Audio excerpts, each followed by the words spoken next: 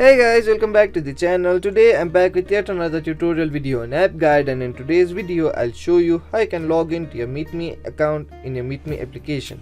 So you have a MeetMe account that you use for online dating and some other reason, and now you want to log into that account using a new device or using the same device for some reason, but you can't figure out how you can do it. Watch this video till the end. I'll show you some simple steps in order to log into your MeetMe account in very easy way. Just follow the simple steps I do and you'll do it in no time. So to log into your MeetMe account, you'll need to have the MeetMe application. So if you don't have the MeetMe application, what you can do is simply download it from the Play Store or the App Store according to your device.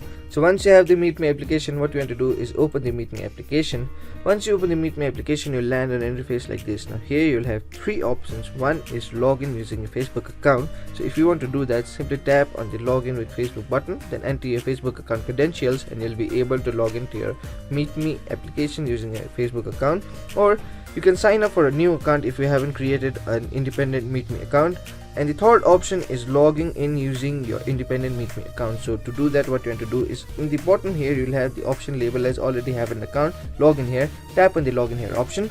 Then you'll be asked to enter your credentials like your email that you use to create your MeetMe account, then the password of that account. So enter those credentials, then tap on the login button. Once you tap on the login button, you'll successfully log into your MeetMe account successfully. Now you can enjoy using the MeetMe account without any problems. So those are the simple steps in order to log into your MeetMe account in very easy way. So that will be it for today's video. Hope this video was helpful for you. If it was, hit the like button, subscribe to the channel, and I'll see you in the next video with some new information.